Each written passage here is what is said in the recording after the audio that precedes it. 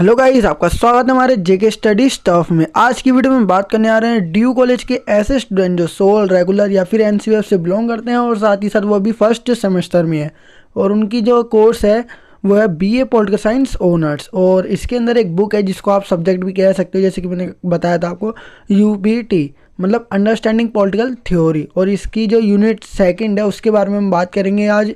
Unit second का जो नाम है अपना वो है राजनीतिक सिद्धांत के अध्ययन के उपागम। तो इसका जो फर्स्ट पार्ट है वो ऑलरेडी मैं बना चुका हूँ, जिसमें हमने बेस कवर किया था, मतलब हम इसमें किस किस के बारे में पढ़ेंगे और हम किस बारे में पढ़ चुके हैं उसके बारे में मैंने आपको डिटेल में बताया था फर्स्ट वीडियो में जो यूनिट सेकंड की है। अगर आपने वो वीडियो नहीं देखी है तो ऊपर आपको आई बटन दिख जाएगा, उस पर क्लिक करके आप वीडियो की प्लेलिस्ट को ओपन करके वीडियो को देख सकते हैं। सो गाइस शुरू करते हैं अपनी video. So without wasting time let's begin our video. So guys जैसे कि मैंने आपको बताया था कि फर्स्ट पार्ट में हमने राजनीतिक सिद्धांत के उपागम के बारे में पढ़ा था, ठीक है, और उसके उपागम क्या होते हैं और उपागम के कितने भाग हैं, मतलब राजनीतिक सिद्धांत के अंतर्गत उपागम के बारे में जब भी हम पढ़ते हैं तो उसको कितने भागों में बांटा गया है। तो मैं आपको बताता हूँ कि दो भागों में बांटा गया, पारंपरिक उपागम और एक आधुनिक उपागम। तो इस वीडियो में हम बात करने आ रहे हैं पारंपरिक उपागम की, ठीक है। तो देखो इसमें जैसे कि आपको स्क्रीन पे दिख रहा होगा पारंपरिक उपागम, तो ये राजनीतिक सिद्धांत के अध्ययन के लिए एक उपागम है। तो इसके बारे में हम डिटेल में जानेंगे। तो पारंपरिक उपागम क्या होते हैं, सबसे पहले हमें ये पता होना चाहिए। तो देखो जिन उपागमों में इतिहास मतलब हिस्ट्री हो गई, वैधानिकता मतलब कानून से रिलेटेड, लॉ से रिलेटेड, और नैतिक मूल्य की प्रधानता होती है, मतलब मॉरल जो वैल्यू होती है ना उसकी प्रधानता, मतलब उसको सबसे ऊपर सर्वोच्च माना जाता है, उसे पारंपरिक उपागम कहते हैं। तीन चीज़ें इसमें इंक्लूड होगी, नैतिक मूल्य, इतिहास और वैधानिकता। तो इन तीनों से मिलके क्या बनती है पारंपरिक उपागम। जब भी इन तीनों को सबसे ज़्यादा इम्पोर्टेंस दी जाती है या सबसे ऊपर रखा जाता है किसी चीज़ के मतलब कि खोज करने के लिए या फिर किसी भी चीज़ के बारे में जानने के लिए, तो हम उसे पारंपरिक उपागम कहते हैं। तो पारंपरिक उपागम में देखो अब कई उपागम को शामिल किया गया है, ठीक है। बेसिक तौर पे तीन ही है, तो ऐतिहासिक उपागम और संस्थागत उपागम और आदर्शी उपागम, ठीक है। तो इसमें ध्यान रखना कि हमने पारंपरिक उपागम की डेफिनेशन ऊपर पढ़ी है कि इतिहास, वैधानिकता मतलब कानून, और हिस्ट्री और मॉरल वैल्यू जो होती है उसको सबसे ज़्यादा ऊपर माना जाता है किसी भी चीज़ के बारे में वर्णन करने के लिए या उसका अध्ययन करने के लिए। बेसिक तौर पे हम राजनीतिक सिद्धांत का अध्ययन कर रहे हैं, तो इसमें राजनीतिक सिद्धांत के अध्ययन के लिए इतिहास को, वैधानिक को और नैतिक मूल्यों को सबसे ऊपर रखा जाता है। इसे ही हम क्या बोलते हैं, पारंपरिक उपागम। पारंपरिक उपागम के नाम से ही आपको पता लग रहा है कि ऐसा कोई सिद्धांत है या फिर तरीका जिसमें हम ना पुराने तौर से क्या करते हैं, किसी भी चीज़ का वर्णन करते हैं, ठीक है। राजनीतिक सिद्धांत का अगर अध्ययन करते हैं हम तो पारंपरिक तौर पे मतलब कि जो पहले से ही चला आ रहा है, ठीक है, उसके बारे में हम इसमें जानेंगे। तो देखो पहला है ऐतिहासिक उपागम। अब इसमें जो है पारंपरिक उपागम को देखो एक आदर्श राज्य या सरकार का लक्ष्य रखते हैं, मतलब पारंपरिक उपागम क्या रखते हैं, एक आदर्श राज्य हो, बढ़िया राज्य हो और सरकार भी क्या हो, बढ़िया हो, उसका लक्ष्य कौन रखता है, पारंपरिक उपागम। मतलब किसी भी देश को सही प्रकार से चलाने के लिए, राज्य को सही प्रकार से चलाने के लिए एक अच्छी सरकार का गठन होना चाहिए। तो ये जो है ना पारंपरिक उपागम, मतलब जिसमें जितने भी विचारक आएंगे या चिंतक आएंगे वो एक आदर्श राज्य या आदर्श सरकार का क्या करने गठन रखने का लक्ष्य रखते हैं, उसके बारे में हम जानेंगे। तो देखो पारंपरिक उपागम के अंदर पहला जो हमने बताया कि पारंपरिक उपागम को तीन भागों में बांटा गया, एक ऐतिहासिक उपागम, संस्थागत उपागम दूसरा है, और तीसरा है आदर्शी उपागम। तो सबसे पहले हम जानेंगे ऐतिहासिक उपागम क्या होता है। राजनीतिक घटनाओं और प्रक्रियाओं को और बेहतर ढंग से समझने के लिए, उनकी व्याख्या या फिर विश्लेषण करने के लिए कुछ ऐतिहासिक कारकों जैसे कि समय, स्थान और परिस्थिति का प्रयोग किया जा सकता है। इसे ही हम ऐतिहासिक उपागम कहा जाता है, ठीक है। देखो बहुत सिंपल डेफिनेशन है, राजनीतिक घटना जो पहले हुई हो या फिर ऐसी कोई राजनीतिक प्रक्रिया जो पहले हुई हो और कभी ना हुई हो, ठीक है। मतलब एक बार वो प्रक्रिया ऐसी हो गई जो उससे पहले कभी हुई नहीं थी और ना किसी ने सोचा था, या फिर एक कोई ऐसी राजनीतिक घटना उसको और बेहतर ढंग से समझने के लिए कि उस समय क्या हुआ होगा, पास्ट की बात कर रहे हैं हम, इतिहास से आपको पता लग सकता है कि पास्ट की बात हो रही है। तो किसी भी राजनीतिक घटना को अगर हमें समझना है या प्रक्रिया को हमें समझना है बेहतर ढंग से, ठीक है, के लिए उनकी व्याख्या या विश्लेषण भी करना है, तो उसके लिए कुछ ऐतिहासिक कारक होने चाहिए, जैसे कि उस समय क्या था वो, ठीक है, टाइम हमें पता होना चाहिए, मतलब ईयर वगैरह ये पता होनी चाहिए किस मंथ में हुआ, और अगर मंथ पता लग गया तो हमें, या ईयर पता लग गया या टाइम पता लग गया तो हमें स्थान का ही पता होना चाहिए कि, क्योंकि इलाके तो बहुत सारे हैं, किसी देश के अंदर बहुत सारे शहर वगैरह राज्य वगैरह हैं, तो हमें ये पता होना चाहिए कि स्थान क्या था, मतलब किस प्लेस पर वो घटना हुई है, राजनीतिक घटना हुई है या राजनीतिक प्रक्रिया हुई है। और तीसरा है परिस्थिति, कि उस समय लोग, मतलब जो राज्य है या देश है उसकी परिस्थिति कैसी थी, ठीक है, उसका प्रयोग किया जाता है, तो इसे ही हम ऐतिहासिक उपागम कहते हैं। ठीक है, तो ऐतिहासिक उपागम का मतलब आपको पता लग गया होगा। अगर आपका फिर भी कुछ डाउट होगा तो आप हमें कमेंट बॉक्स में बता देना, ठीक है। तो बेसिक तौर पे आपके जो इसमें मेन वर्ड है ना ऐतिहासिक उपागम में, वो याद रखना कि ऐतिहासिक कारक है, जैसे कि समय, स्थान और परिस्थिति का प्रयोग किया जाता है किसी भी राजनीतिक घटना और प्रक्रिया को समझने के लिए, या उसकी व्याख्या करने के लिए, या उसके विश्लेषण करने के लिए, या उसको बेहतर ढंग से समझने के लिए समय, स्थान और परिस्थिति का प्रयोग किया जाता है। इसे हम ऐतिहासिक उपागम कहते हैं। बिल्कुल सिंपल डेफिनेशन है, अपने तौर पे भी आप बना सकते हो अगर इसको मतलब ऊपर नीचे करके बनाना है तो।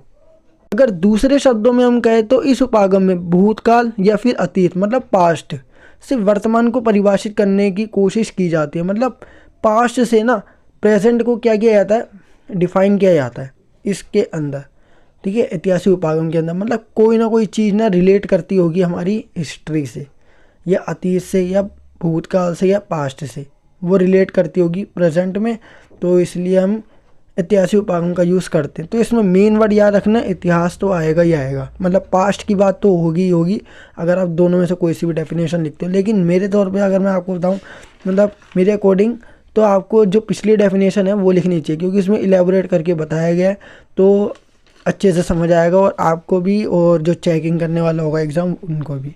अब देखो ऐतिहासिक उपागम के अंदर ना कुछ विचारक हैं, उन्होंने अपने विचार रखे हैं ऐतिहासिक उपागम को लेकर, ठीक है। तो कभी भी हम टॉपिक को पढ़ते हैं, जैसे कि उपागम है, उपागम के अंदर क्या है कि ऐसे, मतलब उपागम की डेफिनेशन हमने पिछली उस वीडियो में जाना था कि राजनीतिक सिद्धांत का अगर हमें अध्ययन करना है या उसको समझना है, तो इसके अध्ययन सही से करने के लिए ना हमें उपागम को जानना ज़रूरी है। मतलब अगर किसी भी घटना के बारे में हमें जानना है ना, तो ऐतिहासिक उपागम, मतलब उपागम के बारे में पता होना चाहिए। उपागम वही होता है कि अलग अलग प्रकार के विचारक एक ही टॉपिक पर अलग अलग क्या रखते हैं, अपने विचार रखते हैं। जैसे मैकियावेली है, सेबाइन है और डैनिंग है, ठीक है। तीनों अलग अलग है, लेकिन तीनों ने विचार रखे अपने किस पर, ऐतिहासिक उपागम पर। और तीनों के विचार क्या पता सेम भी हो सकते हैं, अलग भी हो सकते हैं, ठीक है। तो देखो मैकियावेली, सेबाइन और डैनिंग, इनके विचार क्या है, इन सभी का मानना था कि राजनीतिक और इतिहास आपस में क्या है, जुड़े हुए हैं। मतलब पॉलिटिक्स और हिस्ट्री, जिसे हम कह सकते हैं पास्ट वगैरह से रिलेटेड, वो सारी चीज़ें क्या है, जुड़ी हुई है एक दूसरे से। पास्ट और हिस्ट्री और पॉलिटिक्स दोनों आपस में एक दूसरे से जुड़े हुए हैं, इसलिए राजनीति के अध्ययन के लिए एक ऐतिहासिक घटना जरूरी है या ज़रूर होनी चाहिए। अगर हमें किसी भी टाइम की पॉलिटिक्स के बारे में जानना है तो हमें उस समय की ऐतिहासिक घटना के बारे में ही पता होना चाहिए। इसलिए मैकियावेली, सेबाइन और डैनिंग तीनों का ही सेम विचार है, मतलब सेम थॉट्स है, किसको लेकर, अपने जो ऐतिहासिक उपागम है उसको लेकर, ठीक है, कि राजनीतिक और इतिहास दोनों आपस में क्या एक दूसरे से जुड़े हुए हैं, बस इतना याद रखना। बाकी अगर हमें राजनीति के बारे में कुछ भी अध्ययन करना है तो हमें उस समय की ऐतिहासिक घटना के बारे में भी पता होना चाहिए। ये अपने वर्डों में बता देंगे हम। अब देखो सेबाइन, जो इन तीनों में से ही है सेबाइन, अब उसका विचार कुछ अलग भी है। मतलब ये वाला विचार तो है जो हमने ऊपर पढ़ा भी, कि पॉलिटिक्स और हिस्ट्री दोनों आपस में एक दूसरे से जुड़े हुए हैं, वो तो ठीक है। लेकिन सेबाइन के एक और विचार है जो अलग करते हैं मैकियावेली और डैनिंग से। सेबाइन का मानना था कि राजनीति के अध्ययन में उन सभी विषयों को जोड़ा जाना चाहिए जिनका लेखा जोखा विभिन्न राजनीतिक चिंतकों ने प्लेटो के समय से अब तक किया है, ठीक है। मतलब राजनीतिक चिंतकों ने प्लेटो से लेकर आज तक जितनी भी बातें बताई है ना, चाहे वो राजनीति से रिलेटेड हो या राज्य से रिलेटेड हो, उन सभी को राजनीति के अध्ययन में शामिल किया जाता है, और ये सेबाइन का विचार है। कभी भी अगर हम राजनीति के बारे में बात करते हैं ना, तो पुरानी से पुरानी बात प्लेटो या अरस्तु की आती है, ठीक है। तो सेबाइन के विचार जो है वो इस प्रकार के हैं कि प्लेटो के समय से अब तक जितने भी राजनीतिक चिंतकों ने कुछ भी अध्ययन किया, लेखा जोखा किससे रिलेटेड, राजनीति से रिलेटेड या राजनीति के विषय से रिलेटेड, उन सबको जोड़ा जाना चाहिए। ऐतिहासिक उपागम के अंदर। दूसरा देखो अब क्या है, ये ऐतिहासिक उपागम वाला ख़त्म होता है अपना। अब जो पारंपरिक उपागम के अंदर पहला था ऐतिहासिक उपागम, वो अपना फिनिश हो चुका है, ठीक है। और दूसरा अपना आता है संस्थागत उपागम, जो पारंपरिक उपागम के अंदर ही आता है। तो देखो ये भी परंपरागत उपागम में ही शामिल है, जैसे कि हमने जाना और पता भी है हमारे को, हमने पिछले में अभी पॉइंट में पढ़ा था ना। इस उपागम का विकास मुख्य रूप से राजनीति के अध्ययन के विकास के साथ जुड़ा हुआ है। मतलब इस उपागम का, संस्थागत उपागम जो है उसका विकास राजनीति के अध्ययन के विकास के साथ जुड़ा हुआ है। मतलब पॉलिटिक्स के बारे में जितने भी हम जानते हैं या पढ़ते हैं, अगर उसकी डेवलपमेंट होगी तो संस्थागत उपागम भी क्या होगा, डेवलप होने लग जाएगा, ठीक है। बात ये है कि संस्थागत उपागम को अगर हमें आगे बढ़ाना है या इसको डेवलप करना है, ठीक है, तो हमें पॉलिटिक्स के जितने भी कॉन्सेप्ट हैं उनको भी डेवलप करना पड़ेगा। जो भी देश राजनीति को, अगर राजनीति के अध्ययन को वैल्यू मतलब इम्पोर्टेंस देगा, तो संस्थागत जो उपागम है उसको भी इम्पोर्टेंस मिल जाएगी। अब ऐसा क्यों है, तो देखो क्योंकि जैसे जैसे जर्मनी यूरोपीय देशों में और उत्तरी अमेरिका, तीन याद रखना, जर्मन और यूरोपीय देश, ठीक है, और उत्तरी अमेरिका, ओनली उत्तरी अमेरिका, नॉर्थ अमेरिका, ठीक है, उसमें राजनीति के अध्ययन का विकास एक अनुशासन के रूप में हुआ। इन तीनों में क्या हुआ था कि जर्मन, यूरोप और उत्तरी अमेरिका में राजनीति का जितने भी अध्ययन का विकास हुआ वो एक अनुशासन के तौर पे हुआ है। जैसे कि मैं आपको बताता हूँ कि सबसे पहले जो है ना, जो राजनीति है या फिर राज्य के बारे में जितनी भी सोच वगैरह है, मतलब विचार राज्य के बारे में कुछ सोचना, तो सबसे पहले विकसित हुआ था जर्मन में, ठीक है। इसलिए इस उपागम को हम जर्मन की विचारधारा भी कह सकते हैं, क्योंकि संस्थागत उपागम के अंदर ना सारी की सारी वैल्यू किसको दी जाती है, राज्य को, ठीक है। तो राज्य के बारे में सबसे पहले किसने सोचा था, जर्मन ने सोचा था। फिर उसके बाद फैलता गया तो अमेरिका, यूरोप, इन सब ने भी क्या करा, राज्य के बारे में सोचना शुरू कर दिया। तो सबसे पहले इसे जर्मनी में देखा गया था, तो इसलिए हम इसको जर्मन की विचारधारा भी कहते हैं। देखो अब क्या बोला गया कि क्योंकि जैसे जैसे जर्मन, यूरोपीय देशों में और उत्तरी अमेरिका में राजनीति के अध्ययन का विकास एक अनुशासन के रूप में हुआ, डिसिप्लिन के रूप में हुआ, वैसे वैसे संस्थागत उपागम का विकास भी होता गया। मतलब राजनीति का विकास हो रहा है, मतलब मैंने बताया था ना भी ऊपर, राजनीति का अगर विकास होता रहेगा, मतलब लोग उसको जानने लगेंगे, तो संस्थागत उपागम का भी विकास होगा। इसका कारण ये था कि शुरू से ही संस्थाओं के अध्ययन का सीधा संबंध राज्य के अध्ययन से जुड़ा हुआ है। मतलब संस्थाओं के अध्ययन को अगर जानना है तो वो राज्य के अध्ययन के बारे में भी जानेंगे, ठीक है। देखो राजनीति के अध्ययन का विकास होगा तो संस्थागत उपागम का ही विकास होगा। संस्थागत उपागम के अंदर सारी की सारी संस्थाएं आती है, तो अगर संस्थाओं का वो विकास होगा तो राज्य का भी विकास होना शुरू हो जाएगा, ठीक है। तो लास्ट में कॉन्सेप्ट निकल के ये आता है कि तीनों एक दूसरे से जुड़े हुए हैं, राजनीति का अध्ययन और संस्थाओं का अध्ययन और राज्य का अध्ययन। तो तीनों का ही क्या हो रहा है, विकास हो रहा है। तीनों ही क्या एक दूसरे के पॉजिटिव है, अपोजिट नहीं है, पॉजिटिव है, ठीक है। तो देखो संस्थाओं को राज्य के रूप में देखा जाने लगा, इसलिए इसको राज्य का सिद्धांत भी कहा जाता है। संस्थागत उपागम के अंदर हम राज्य के सिद्धांत के बारे में भी जान सकते हैं, क्योंकि संस्थाओं के अध्ययन के विकास के साथ साथ राज्यों का भी अध्ययन होना शुरू हो जाता है। जैसे कि मैंने आपको बताया कि जर्मन में सबसे पहले राज्य को वैल्यू दी गई थी, तो जर्मन की विचारधारा भी कहा जाता है इसे। और फिर यूरोपीय देश और साथ ही साथ उत्तरी अमेरिका में भी राज्य का विकास होना लग गया था। अब देखो इसमें बोला गया राज्य के सिद्धांत की शुरुआत हमें जर्मनी में देखने को मिलती है। ये बताया था ना मैंने आपको कि राज्य के सिद्धांत की जितनी भी शुरुआत, मतलब स्टार्टिंग जो है वो कहाँ से शुरू हुई है, जर्मन से। तो जर्मन में हमें देखने को मिलती है, इसलिए इसे जर्मन की विचारधारा भी कहा गया। बाद में ये जर्मन विचारधारा अन्य देशों में भी विकसित होने लगी। सबसे पहले जर्मन में विकसित हुई, तो इसकी देखरेख क्या हुआ कि डेवलपमेंट इसमें हो रही थी। तो इस समय राजनीति के एक अनुशासन के तौर पर विकसित हो रही थी। मतलब राजनीति को एक डिसिप्लिन के तौर पे क्या किया जा रहा था, डेवलप किया जा रहा था। और यह यूरोपीय देशों में तथा उत्तरी अमेरिका में भी विकसित हो गया। मतलब जर्मन के साथ साथ ना यूरोपीय देश भी इसमें इंक्लूड हो गए, फिर उत्तरी अमेरिका भी इसमें इंक्लूड हो गया। तो उसमें भी क्या हुआ था, राज्य का सिद्धांत विकसित होना शुरू हो गया। या संस्थागत उपागम जो है, या राजनीति के अध्ययन के बारे में जितने भी विकास करना है, तो राजनीति के अध्ययन का विकास, ठीक है, और संस्थाओं का विकास और साथ साथ राज्य का सिद्धांत या राज्य का विकास, तीनों शुरू होने लग गए थे इन तीनों में, ठीक है। जर्मन में, यूरोपीय देशों में, उत्तरी अमेरिका में। इस उपागम की शुरुआत देखो हिगेल और फिशे के कार्यों में देखी जा सकती है। मतलब हिगेल और फिशे ये दोनों हैं व्यक्ति हैं, तो इनके कार्यों में देखी जा सकती है इस उपागम की शुरुआत, जिनका मानना है कि अगर राजनीति को जानना है तो राज्य को जानो, राज्य को जानने के लिए उसके अंदर के आदर्शों को भी जानो। ठीक है, मतलब कि अगर राजनीति के बारे में जानना है तो राज्य के बारे में पता होना चाहिए, और राज्य के बारे में जानना है तो आदर्शों का पता होना ज़रूरी है। मतलब जो भी अपने आदर्श होते हैं उसको जानना ज़रूरी है। अब देखो एंड्री विसेंट क्या कहते हैं, इनका मानना है कि इस उपागम का विकास जर्मनी, ग्रेट ब्रिटेन और उत्तरी अमेरिका में इसलिए हुआ क्योंकि वहाँ पर संवैधानिक अध्ययन को बढ़ावा दिया जाता है। मतलब जो कॉन्स्टिट्यूशन है उसको बढ़ावा दिया जाता है, उसको पढ़ने पर ध्यान दिया जाता है। जैसे कि हम जानते हैं ब्रिटेन से ज़्यादा ब्रिटेन के संविधान से ज़्यादा जो लॉ है, नियम है, कायदे कानून है, वो हमारे भारत में भी शामिल है। ठीक है, मतलब भारत का संविधान ना बहुत ज़्यादातर देशों से मिलके बना हुआ है, इसलिए हम उसको फूलों का गुलदस्ता भी कहते हैं भारत के संविधान को। ठीक है, फूलों से भरा हुआ गुलदस्ता, क्योंकि इसमें अलग अलग फूल हैं।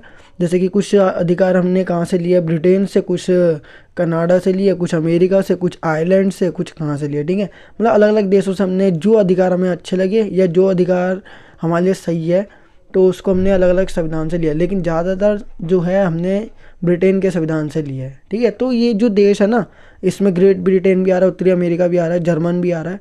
तो इसमें क्या हुआ था कि संविधान के अध्ययन को बढ़ावा दिया जाता है, सबसे ज़्यादा इंपॉर्टेंस दी जाती है, जो कि राजनीति संस्थाओं से संबंधित होती है। मतलब संविधान को बढ़ावा दोगे तो संस्थाओं को ही बढ़ावा देना पड़ेगा। ठीक है, क्योंकि संविधान का सीधा संबंध राजनीति से है, और राजनीति का मैंने बताया था, राजनीति का विकास होगा तो संस्थाओं का ही विकास होगा, मतलब इस उपागम का विकास होगा। इस उपागम में बहुत से विचारकों ने, जैसे कि एल.टी. और हाबहाउस और Max Weber, Leon Duguit, Emile Durkheim और जॉन वर्गीस, चार्ल्स मरियम, वुडो विल्सन, इन सब ने भी राज्य के सिद्धांत की ही बात की है। मतलब इन सब ने राज्य के सिद्धांत की बात की है कि राज्य को इम्पोर्टेंस दी जानी चाहिए, देन उसके बाद ही संस्थाओं का विकास हो पाएगा या इस उपागम का विकास होगा। अब देखो इस उपागम की सबसे ज़रूरी बात राज्य का सिद्धांत है। वो क्यों है, मतलब राज्य के सिद्धांत पर ही ध्यान क्यों दिया गया या राज्य पर ध्यान क्यों दिया गया। संस्थाओं की बात हो रही है लेकिन राज्य को इम्पोर्टेंस क्यों दी गई है, वो देखो इसका रीज़न भी है। पहले ना जब राज्य का सिद्धांत, मतलब जो ये संस्थागत उपागम है, ये बहुत तेज़ी से क्या हो रहा था, फैल रहा था। जर्मन से शुरुआत हुई थी लेकिन उत्तरी अमेरिका, यूरोपीय देशों में, बहुत सारे देशों में फैलता गया। ठीक है, बहुत सारे देशों में इसका विकास होना शुरू हुआ, मतलब विकसित हो रहा था ये संस्थागत उपागम या राज्य का सिद्धांत। लेकिन एकदम से क्या हुआ कि ज़्यादा विकास होने की वजह से ये गिर भी गया। ठीक है, इसके आदर्शों में, मतलब जो भी इसकी कॉन्सेप्ट है ना, उसमें गिरावट आ गई। पहले तो लोगों ने इसे बहुत अपनाया, ठीक है, जर्मन ने भी अपना लिया, यूरोपीय देशों ने, उत्तरी अमेरिका ने, सब ने अपनाया, लेकिन बाद में क्या हुआ, ये गिरना भी शुरू हो गया। उसका रीज़न क्या है वो मैं आपको बताता हूँ। इस उपागम में राज्य पर सबसे ज़्यादा ध्यान इसलिए दिया गया क्योंकि इसका मुख्य कारण है राष्ट्रवाद में वृद्धि। मतलब राष्ट्रवाद में क्या हो रही थी, वृद्धि हो रही थी, होना था, क्योंकि 19 से 20वीं सदी में सभी का ध्यान राज्य पर था। मतलब सभी क्या करना चाहते थे, अपने राज्य का विकास करना चाहते थे। जैसा कि मैंने अभी आपको स्टार्टिंग में ही बताया था कि सभी लोग क्या हुए थे, राज्य के विकास पर ध्यान दे रहे थे, राज्य का विकास करना, राज्य का विकास करना है। इसलिए सभी राज्यों के विकास पर ध्यान दे रहे थे। ज़्यादातर देशों में राजनीति के अध्ययन के लिए भी राज्य पर ध्यान था। मतलब राजनीति का अध्ययन करना है तो भी राज्य पे फोकस रखो, और राज्य का विकास करना है तो राज्य पर ही ध्यान देंगे। ठीक है, 1950 के दशक के बाद इस आदर्शवादी में गिरावट आ गई। मतलब इस आदर्शवाद में जो ये संस्थागत उपागम है या राज्य का सिद्धांत है, इसमें क्या हो गई, धीरे धीरे गिरावट। जर्मन को छोड़कर यूरोप और अमेरिका, जहाँ पर मतलब यूरोप और अमेरिका के देशों में ऐसा इसलिए हुआ क्योंकि इन देशों में क्या हो गई थी, गिरावट आ गई थी ये वाले संस्थागत उपागम की। ठीक है, या राज्य का सिद्धांत जो है ना, यूरोप में और अमेरिका, जो उत्तरी अमेरिका है, उसमें क्या हो गया था, गिरावट आ गई थी। ऐसा क्यों हुआ, क्योंकि विश्व युद्ध के कारण ना सभी के सभी देश जर्मनी विचारधारा पर शरक करने लग गए थे। जर्मन की जो विचारधारा, जब तो जर्मन को छोड़ के हमने बात की है कि यूरोप और अमेरिका में आदर्शवाद, जो ये संस्थागत उपागम या राज्य का सिद्धांत है, उसमें गिरावट आ गई थी 1950 के बाद, क्योंकि दूसरा विश्व युद्ध भी खत्म हो चुका था। लेकिन लोगों को ज़्यादातर ना जर्मन की विचारधारा पे क्या था, शक होने लगा था। फिर क्या हुआ, ये जो अपना संस्थागत उपागम है या राज्य का सिद्धांत है, इसको बदल कर ना एक नया उपागम बना दिया। मतलब ये दोबारा से क्या हो गया, जीवित होने लग गया 1980 के बाद। 1950 में तो ये ख़त्म हो रहा था धीरे धीरे। जर्मनी बचा था जो इसको फॉलो कर रहा था, राज्य के सिद्धांत को या फिर संस्थागत उपागम को। लेकिन बाद में जो 1950 के बाद अगर 30 साल 40 साल के बाद की बात करें, 1980 से 1990 में क्या हुआ कि यही उपागम एक नए उपागम के रूप में उभर कर दोबारा से जीवित हो गया। ठीक है, पहले संस्थागत उपागम नाम था, अब इसको मॉडिफाई करके ना इसका नाम भी बदल दिया। ठीक है, मॉडिफाई करके इसका नाम भी बदल दिया और इसको नाम दे दिया आदर्शी उपागम। अब वो आदर्शी उपागम जो अपना परंपरागत उपागम का तीसरा ही भाग है। ठीक है, परंपरागत उपागम के अंदर 3 थे ना, ऐतिहासिक, संस्थागत और आदर्शी। तो तीसरे उपागम के बारे में हम नेक्स्ट वीडियो में जानेंगे। सो गाइज ये थी हमारी आज की वीडियो। आई होप गाइज आपको वीडियो जरूर पसंद आएगी। अगर आपको वीडियो पसंद आई है तो वीडियो को लाइक शेयर कमेंट करना बिल्कुल ना भूलिए। और साथ ही साथ अगर आप हमारे चैनल पर नए हो तो चैनल को सब्सक्राइब एंड बेल नोटिफिकेशन पर क्लिक करके आप हमारी आने वाली हर वीडियो की नोटिफिकेशन तुरंत पा सकते हैं। सो गाइस मिलते हैं अब नेक्स्ट वीडियो के साथ। So thanks for watching this video.